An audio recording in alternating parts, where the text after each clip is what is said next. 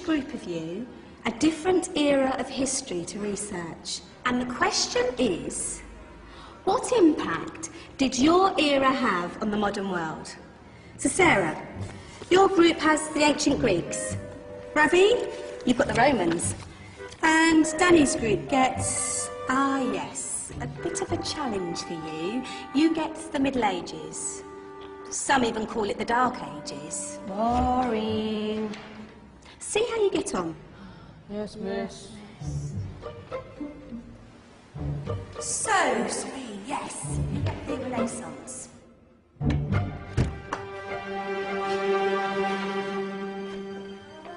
Is that the librarian? I guess so. How are the Dark Ages going to have anything to do with us? Excuse me. Sorry to bother you. What do you want? We need to find out what impact the Dark Ages had on the modern world. Never was a period of history so poorly named. Don't touch. It's priceless. And I suppose someone's been filling your head with the usual nonsense, eh? 1,000 wasted years. A black hole in history, am I right? Yeah, sort of. You see, it's always the same.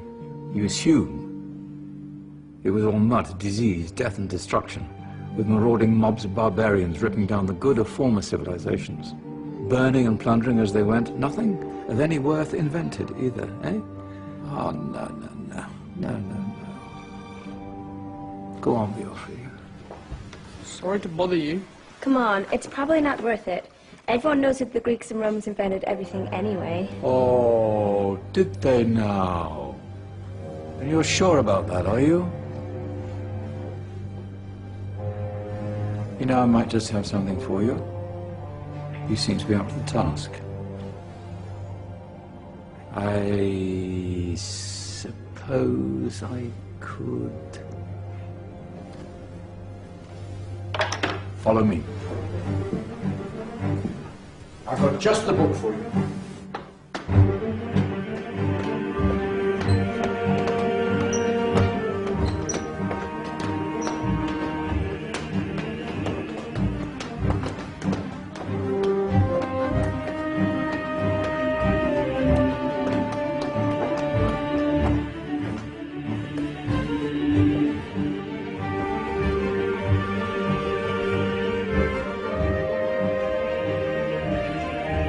Where are we going? I don't know. Ask him.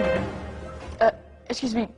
Where are we going? From darkness into light, my young friend. From ocean onto land, there are things you should know. Oh, yes, indeed. Yes, indeed.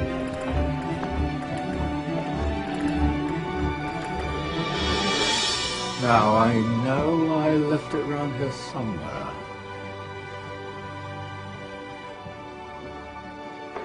Ah, here it is. Now,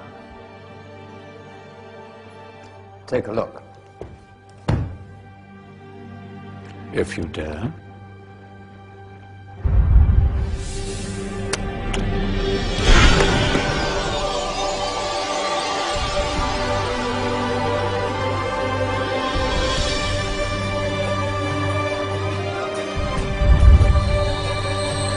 What's going on?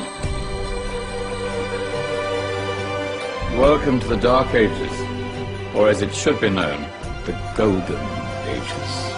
Who are you? I am Al-Jazari, engineer and ingenious inventor. I thought you said this was the Dark Ages. It doesn't look very dark.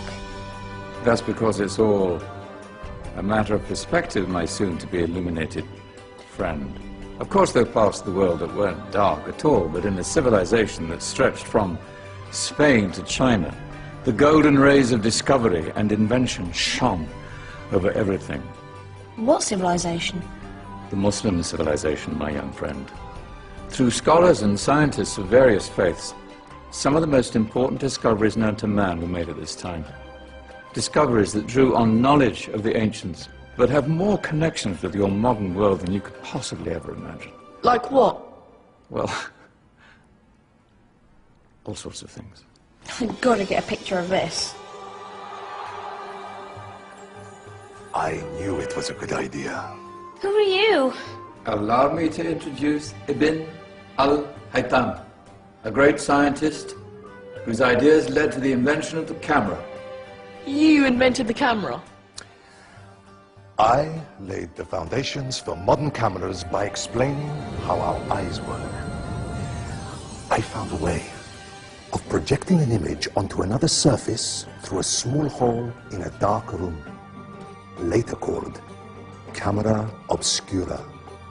Think of all the things that evolved from this discovery. Cameras, cinema, all share the same principle. Cool. Look out below! Who's that? That's my good friend, Abbas ibn Farnas, who gazed up to the heavens, passionate in his belief that man could fly. Whoa. Indeed, he dared to dream about flying 1,000 years before the Wright brothers. Do you know you all take your jet-setting holidays for granted, so it only seems fair to remember Abbas ibn Farnas. Stand by. I'm ready for takeoff.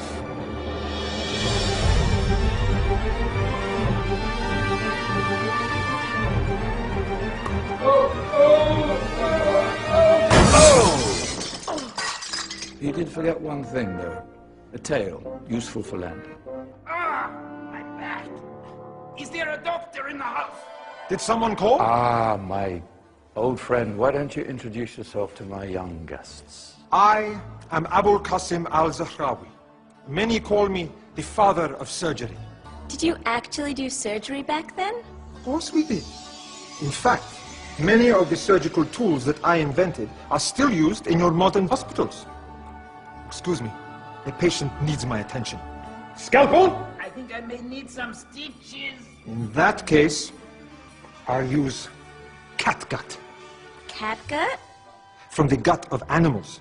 Perfect for stitching up internal wounds. Your surgeons are still using it today. Sorry, mustache.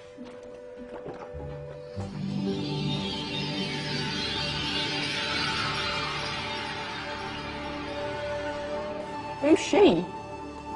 That's Maryam al-Astrolabi, one of the many brilliant women of her time. She made sophisticated astrolabes. Astro what? Astrolabes. They show the sky and the stars on a small flat plate you can hold in your hand.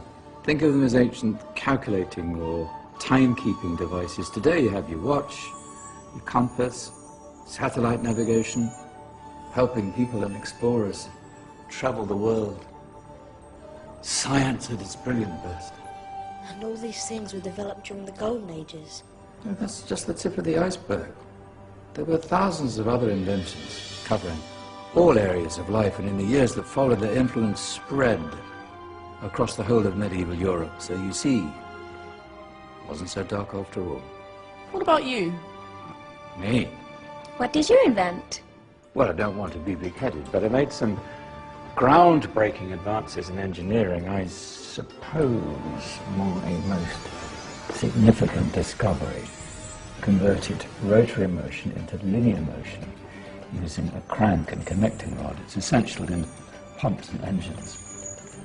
In fact, I've no idea how the Industrial Revolution could have happened hundreds of years later without such a device. Not that I ever get the credit I deserve.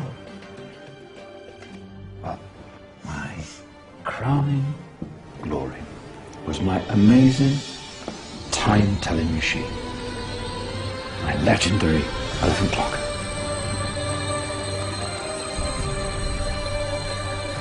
It's a clock. Yes. Dozens of components collected from different cultures around the world. Indian, Greek, Arabian, Egyptian, Chinese. Wow.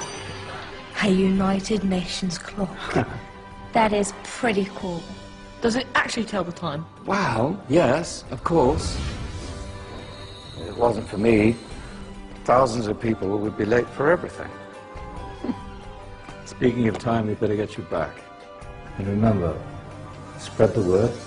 This is the golden age, and I've only shown you a tiny part of this wondrous time. There are countless other scientists and inventions directly connected to your modern world. You're just going to have to find out for yourselves. Oh, wait!